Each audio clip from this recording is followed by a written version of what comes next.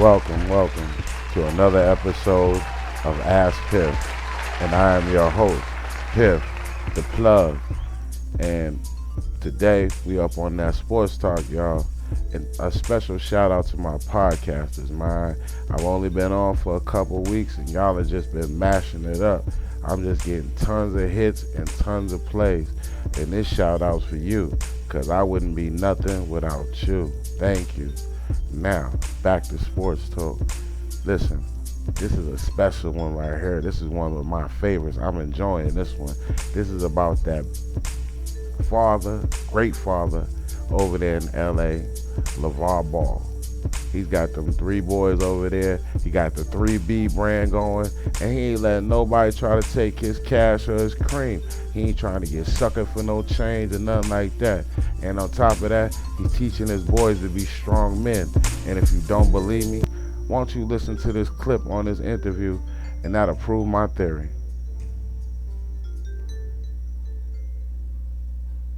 Here's what he said. He plays downhill at a pace nobody else in the country can play at. He's 6'6", he's long, but I swear he can dribble it while he's in the air.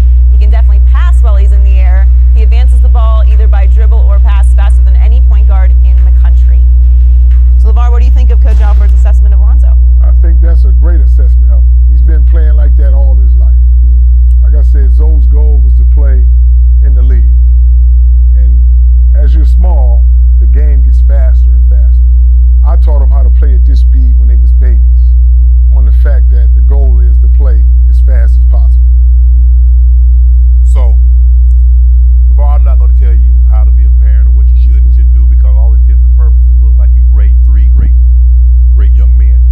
But do you think you might have went out on a limb a little bit too far when you said your son, who's a college freshman at UCLA, is better than Steph Curry, a 2-time MVP, with the last time being unanimous?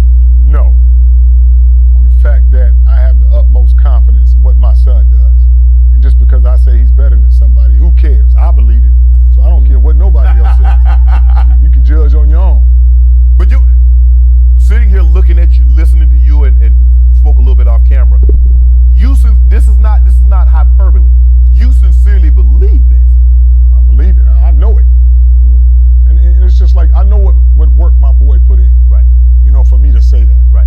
And so I'm not going to, just because somebody else has titles, I'm not just liking Steph Curry or nothing. Right. What he's done for himself, that's for him. Right. But I know what my boys are about. And it's like I said, Lonzo was the best player in high school. Right. He was the best player in college. You think he's going to get to the pros and be like, I made it to the pros, now I can be average. Right. We're coming for everybody. Right. So let me Skip. I mean, hey, but do you think you're adding undue? I understand he was the best player in college. He's the best player in high school. But do you think you're adding undue pressure? First of all, your pressure and our pressure is 2 different things. Okay. There's no pressure in sports. It's entertainment. Life-threatening situations, that's pressure. Right. Like I've always told my boys from day one, if you're coming home and they say you got to leave, and you don't have nothing to eat for 2 weeks, that's pressure.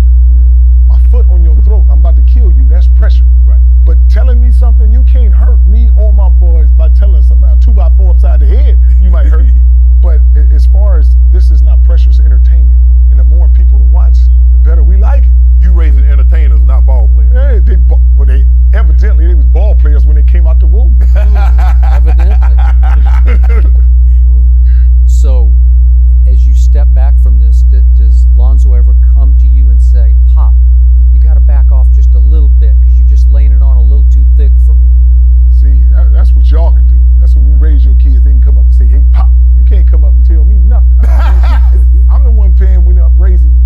So they never going to come to me and be like, Dad, you need to tone it down. Wait a minute. I'm my man. You're your man.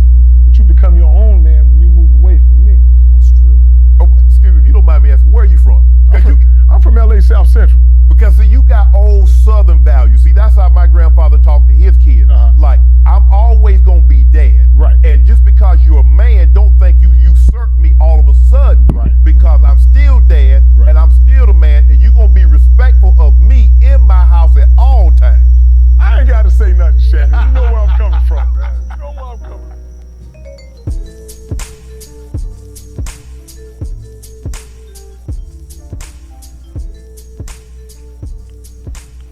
Did you hear that right there? You know what I'm saying? That's a strong black man. He laid it all right down. You see how Shannon had to, you know what I'm saying? Shannon related to him because they strong like that. You know what I'm saying? When Skip asked that little whack ass question about like, hey Pop, why don't you lay back? You see how strong he answered? Yo, that's how a real man's supposed to answer. Like, yo, this is my house, bruh. When you able to do what you do on your own, then you can do your thing. But while you in my house, we gonna do it my way. You know what I'm saying? And I can see that right there. He loves his boys. He loves his boys enough that he teaches them discipline and guidance, man. And that's a blueprint right there for all of us black fathers out there. Yo, we need to wake up and do what's right, man. Don't worry about the baby mom. She ain't even no issue. You know what I'm saying? It's these strong sons and these daughters we need to get right. You know what I'm saying? And that's my sports talk for the week. Phiff the Plug is out. Y'all have a blessed night. Remember to hit me up on my website,